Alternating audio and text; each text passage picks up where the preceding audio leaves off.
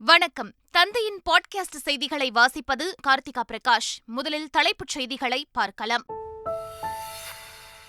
நாடு முழுவதும் இன்று 74வது குடியரசு தின விழா கொண்டாட்டம். மதங்களும் மொழிகளும் நம்மை பிளவுபடுத்தவில்லை, மாறாக ஒன்றிணைத்துள்ளன என குடியரசுத் தலைவர் திரௌபதி முர்மு நாட்டு மக்களுக்கு உரை. தமிழகத்தைச் சேர்ந்த பாம்புபிடி வல்லுநர்களான வடிவேல் கோபால் மற்றும் மாசி சடையனுக்கு பத்மஸ்ரீ விருது அறிவிப்பு. முலாயம் சிங் யாதவ், எஸ்.எம். கிருஷ்ணா, தொழிலதிபரான குமாரமங்கலம் பிர்லாவுக்கு பத்மபூஷன் விருதுக்கு தேர்வு. சீனாவுக்கு பிரதமர் அளித்த நற்சான்று ஒருமைப்பாட்டை காவு வாங்கியது. காங்கிரஸ் தலைவர் மல்லிகார்ஜுன கார்கே விமர்சனம். ஹிந்தி திணிப்புக்கு எதிரான போராட்டம் தொடரும் என முதலமைச்சர் ஸ்டாலின் பேச்சு. கருணாநிதி, ஜெயலலிதா ஆட்சியில் இருந்தவரை நீட் தேர்வு தமிழகத்திற்குள் நுழையவில்லை, எடப்பாடி பழனிசாமி ஆட்சிக்கு வந்த பின்னரே நுழைந்ததாக குற்றச்சாட்டு. ஆளுநர் விவகாரத்தில் திமுக இரட்டை நிலைப்பாடு எடுக்கவில்லை என அக்கட்சி செய்தி தொடர்பாளர் டி.கே. இளங்கோவன் விளக்கம். ஆளுநரின் தேநீர் விருந்தில் பங்கேற்கும் சூழ்நிலை ஏற்பட்டுள்ளதாகவும் தகவல். யுக்ரைன் போரில் இங்கிலாந்தைச் சேர்ந்த தன்னார்வ ஊழியர்கள் 2 பேர் உயிரிழப்பு. மீட்புப் பணியில் ஈடுபட்டிருந்தபோது ராக்கெட் தாக்கி பலி. உலகக்கோப்பை ஹாக்கி போட்டி. இந்தியா, ஜப்பான் அணிகள் இன்று மோதல். இனி விரிவான செய்திகள். நாடு முழுவதும் இன்று 74வது குடியரசு தின விழா கொண்டாடப்படுகிறது. இதையொட்டி நேற்று நாட்டு மக்களுக்கு உரையாற்றிய குடியரசுத் தலைவர் திரௌபதி முர்மு, மதங்களும் மொழிகளும் நம்மை பிளவுபடுத்தவில்லை, மாறாக ஒன்றிணைத்துள்ளன என்று கூறினார். இந்திய அரசியலமைப்பை வகுத்தவர்களின் தொலைநோக்கு பார்வை நமது குடியரசிற்கு தொடர்ந்து வழிகாட்டியாக திகழ்ந்து வருவதாக குறிப்பிட்ட அவர், ஏழ்மையான எழுத்தறிவு இல்லாத தேசம் என்கிற நிலையில் இருந்து உலகரங்கில் தன்னம்பிக்கையுடன் நடைபோடும் தேசமாக மாறியுள்ளது என்று பெருமிதம் தெரிவித்தார். நமது குழந்தைகள் மகிழ்ச்சியான வாழ்க்கையை வாழ்வதற்கு நமது வாழ்க்கை முறையை மாற்ற வேண்டுமென்று குடியரசுத் தலைவர் திரௌபதி முர்மு வலியுறுத்தினார்.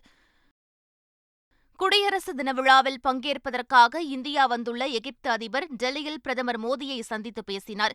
இந்த பேச்சுவார்த்தைக்கு பிறகு இந்தியா மற்றும் எகிப்து நாடுகளுக்கு இடையே கலாச்சாரம், தகவல் தொழில்நுட்பம், இணைய பாதுகாப்பு, இளைஞர் விவகாரங்கள் மற்றும் ஒலிபரப்பு ஆகிய துறைகளில் ஒத்துழைப்பை வழங்கும் வகையில் 5 புரிந்துணர்வு ஒப்பந்தங்கள் கையெழுத்தாகின. தொடர்ந்து பேசிய பிரதமர் மோடி, இந்தியா மற்றும் எகிப்து ஆகிய இரு நாடுகளும் பழமையான நாகரிகங்களை கொண்டவை என்று கூறினார். நமது நாடுகளுக்கு இடையே வர்த்தக உறவுகளுக்கு வரலாறு உள்ளது என்றும் கடந்த சில ஆண்டுகளாக ஆழ்ந்த இருதரப்பு உறவுகளை நாம் கொண்டிருக்கிறோம் என்று கூறினார். ஹிந்தி மொழி திணிப்புக்கு எதிரான போராட்டம் தொடரும் என்று தமிழக முதலமைச்சர் ஸ்டாலின் தெரிவித்துள்ளார். திருவள்ளூர் அருகே வேடங்கிநல்லூரில் உள்ள மைதானத்தில் மொழிப்போர் தியாகிகளுக்கு வீர வணக்க நாள் பொதுக்கூட்டம் நடைபெற்றது. அதில் கலந்து கொண்டு பேசிய முதலமைச்சர் ஸ்டாலின், மத்திய அரசின் ஹிந்தி திணிப்புக்கு எதிராக தமிழ்நாடு சட்டமன்றத்தில் கடந்த ஆண்டு அக்டோபர் 18ஆம் தேதி தீர்மானம் நிறைவேற்றி மத்திய அரசுக்கு அனுப்பி வைத்ததை குறிப்பிட்டார். மத்திய ஹிந்தி திணிப்புக்கு எதிரான போராட்டம் தொடரும் என்றும் அவர் கூறினார். இந்திய ஒன்றியத்தை ஆளும் பாஜக அரசானது இந்தி மொழியை திணிப்பதை தனது வழக்கமாக வைத்திருக்கிறது. ஆட்சி நிர்வாகத்தில் இந்தியை திணிப்பது தொடங்கி கல்வி மூலமாக தங்கள் ஆட்சிக்கு வந்ததன் நோக்கமே இந்தியை திணிப்பதுதான் என்று நினைக்கிறார்கள். இந்தி மொழி திணிப்புக்கு எதிரான நமது போராட்டம் எப்பொழுதும் தொடருமா? தமிழை காக்கும் நமது முயற்சிகள் எப்பொழுதும் தொடரும்.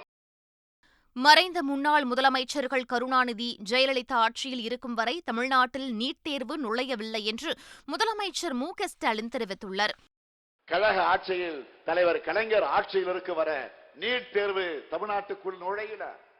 நான் இன்னும் சொல்றேன், அவங்க தலைவராக ஏற்றுக்கொண்ட முன்னாள் முதலமைச்சர் அம்மையார் ஜெயலலிதா அவர்கள் இருந்த வரையில தமிழ்நாட்டுக்குள்ள நீட் நுழையல. ஆனால் அவருடைய மறைவுக்கு பிறகு பழனிசாமி ஆட்சிக்கு வந்ததிலிருந்துதான் நீட் நுழைஞ்சிச்சு. இன்று ஆளுநர் மாளிகையில் நடைபெறவுள்ள தேநீர் விருந்தில் பங்கேற்குமாறு முதலமைச்சர் ஸ்டாலினுக்கு ஆளுநர் ரவி தொலைபேசி மூலம் அழைப்பு விடுத்துள்ளார்.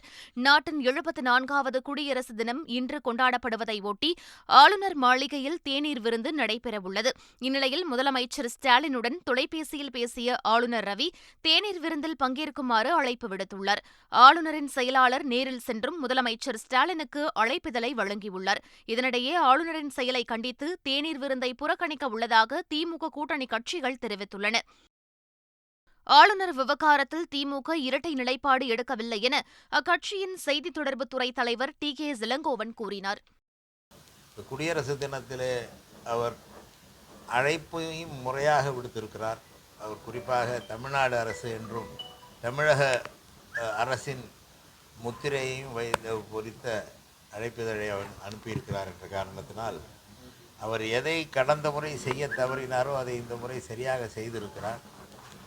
அதே போல் தமிழ்நாடு தமிழகம் என்ற பெயர் மாற்றம் கூட அவர் தவறாக புரிந்து கொள்ளப்பட்டதாக அவர் சொன்னால் கூட அவர் அது திரும்ப பெற்றுக்கொண்டதாகவே பொருள். அந்த வகையிலே இப்பொழுது குடியரசு தின விழாவிலே புறக்கணிப்பது என்பது சரியான முறையாக ஆளுங்கட்சியாக திமுக இருக்கிற காரணத்தினால் ஆளுங்கட்சிக்கு என்று ஒரு பொறுப்பு இருக்கிறது. அந்த வகையிலே கலந்து கொள்வது.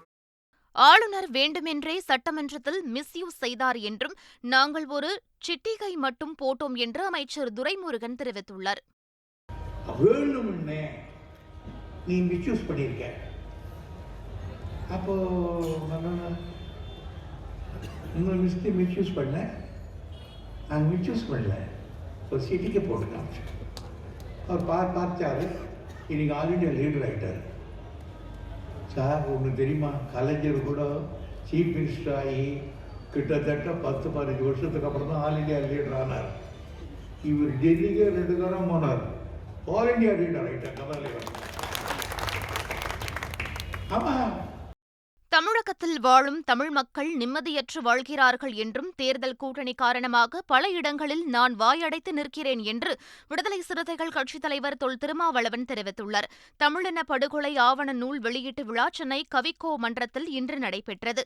இந்நிகழ்ச்சியில் விடுதலை சிறுத்தைகள் கட்சித் தலைவர் தொல் திருமாவளவன் கலந்து கொண்டு பேசினார். அப்போது ஐநா பாதுகாப்பு அவையில் இனப்படுகொலை குறித்து பேச வைக்க முயற்சி எடுக்க வேண்டும் என்று வலியுறுத்தினார். என்ன பெரிய முரண் என்றால், நாம் தமிழ்நாட்டில் இருக்கிற தமிழர்களாகிய நாம் இந்திய நாட்டு குடிமக்கள் என்கிற அடிப்படையில் இந்திய நாட்டை பேச வைக்க வேண்டும். அதுதான் நாம் செய்ய முடியும். அதுதான் நம் முன்னால் இருக்கிற நிபந்தனை. ஈரோடு கிழக்கு இடைத்தேர்தலில் போட்டியிடும் காங்கிரஸ் வேட்பாளர் ஈ.வி.கே. இளங்கோவனுக்கு மக்கள் நீதி மய்யம் தலைவர் கமல்ஹாசன் ஆதரவு தெரிவித்துள்ளார். சென்னை ஆழ்வார்பேட்டையில் செய்தியாளர்களிடம் பேசிய அவர், அவசர நிலை கருதி மக்கள் நீதி மய்யம் இந்த முடிவை எடுத்துள்ளதாக கூறினார்.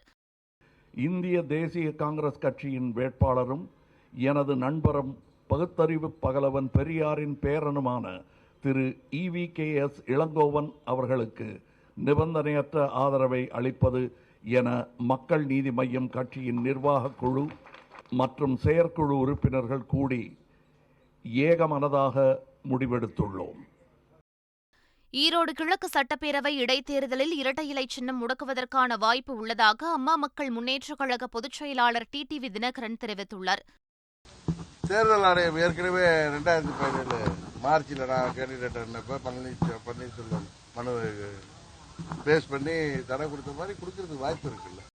சீனாவுக்கு பிரதமர் அளித்த நற்சான்று ஒருமைப்பாட்டை காவு வாங்கியது என்று காங்கிரஸ் தலைவர் மல்லிகார்ஜுன கார்கே விமர்சித்துள்ளார். அவர் வெளியிட்ட டுவிட்டர் செய்தியில், இந்திய பகுதியை சீன ராணுவம் ஆக்கிரமிக்கவில்லை என்றும் கட்டுமான பணிகளை மேற்கொள்ளவில்லை என்றும் மோடி அரசு மறுத்து வருவதாக கூறியுள்ளார். இதனால் நமது எல்லைப் பகுதி ஆபத்துக்கு உள்ளாகி இருப்பதாகவும், சீனாவுக்கு பிரதமர் மோடி கொடுத்த நற்சான்று நாட்டின் பிராந்திய ஒருமைப்பாட்டை காவு வாங்கிவிட்டதாக தெரிவித்தார். இந்த பிரச்சினையில் நாட்டுக்கும் நாடாளுமன்றத்திற்கும் பிரதமர் மோடி நம்பிக்கை ஏற்படுத்த வேண்டும் என்றும் அவர் தெரிவித்துள்ளார். குடியரசு தினத்தை முன்னிட்டு தமிழகத்தைச் சேர்ந்த 6 பேர் உள்ளிட்ட 106 பேருக்கு பத்ம விருதுகளை அறிவித்து மத்திய அரசு கௌரவித்துள்ளது.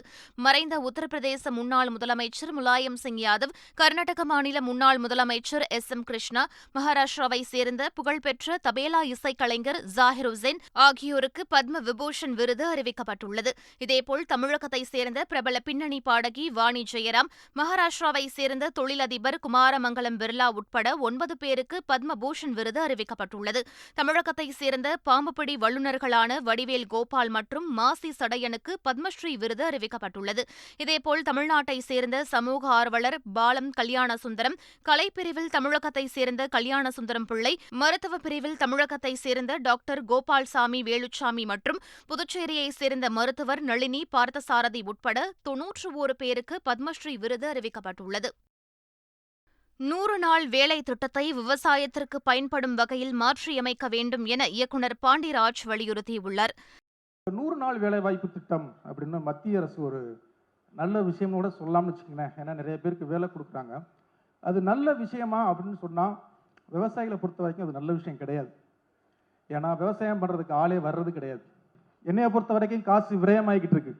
அதை மத்திய அரசும் மாநில அரசும் சேர்ந்து நம்ம தமிழ்நாட்டு அரசு சேர்ந்து இந்த ஒரு நல்ல விஷயத்த விவசாயிகளுக்கு பண்ணால் ஒரு நல்ல விஷயமா இருக்கும்னு. தமிழ்நாட்டில் விளைபொருட்கள் கொண்டு செல்ல தனி போக்குவரத்து உருவாக்க வேண்டும் எனவும் தமிழக அரசை நடிகர் கார்த்தி வலியுறுத்தியுள்ளார். 100 ரூபா விற்கிறப்ப நம்ம கஷ்டப்பட்டோம். அது 5 ரூபா விற்கிறப்ப விவசாயிக்கு எவ்வளோ போகும்னு நம்ம என்னைக்காவது யோசிச்சிருக்கோமா? நான் யோசிக்கலன்னு நினைக்கும் போது எனக்கு வெக்கமா இருந்துச்சு. கண்டிப்பாக நம்ம கடையில் கிடைக்கிற எல்லா சிறுதானியங்களும் பாலிஷ்ட் வெள்ளை கலரில் இருக்கும். கம்பும் ஒரே கலர் தான், ராகியும் ஒரே கலர், தினையும் ஒரே கலர் தான். அதை நீங்கள் வேக வச்சு சாப்பிட முடியாது. பாலிஷ் பண்ணிட்டாலும் அதில் இருக்கிற சக்தி எல்லாமே போயிடும். ஆனால் இங்கே வந்து ஹாஃப் பாயில்டாக சாப்பிட்றது ரொம்ப ரொம்ப அவசியம். அதுக்கான ப்ராசஸிங் யூனிட்ஸ் எவ்வளோ இருக்குன்னு பார்த்தா தமிழ்நாட்டில் ரொம்ப கம்மியாக தான் இருக்குது. அப்படி அது வந்து எல்லாருக்கும் கிடைக்கக்கூடிய ஒரு பொருளாக மாறணும்னா இங்கே ப்ராசஸிங் யூனிட்ஸ், அதை வந்து பாயில் பண்ணுறது, அதை பாலிஷ் பண்ணுறதுக்கான ப்ராசஸிங் யூனிட்ஸ் இங்கே ரொம்ப ரொம்ப முக்கியமாக இருக்குது. அது இந்த அரசாங்க அங்காடிகள் பக்கத்திலேயே இருந்ததுன்னா ரொம்ப ரொம்ப பயனுள்ளதாக இருக்கும். அப்படிங்கிறது ஒரு நம்மளால நகரத்தில் இவ்வளோ ஈஸியாக பண்ண முடியுதுன்னா ஒரு விவசாயிகளுக்கு தேவையான ஒரு முக்கியமான ஒரு போக்குவரத்து காலை நேரங்களில் விடிய காலையில் தான் ரொம்ப அவசியமாக தேவைப்படுது. அதுவும் அரசாங்கம் ஏற்படுத்தி கொடுத்தா மிக மிக முக்கியமான அவசியமான ஒன்றை நான் பார்க்குறேன்.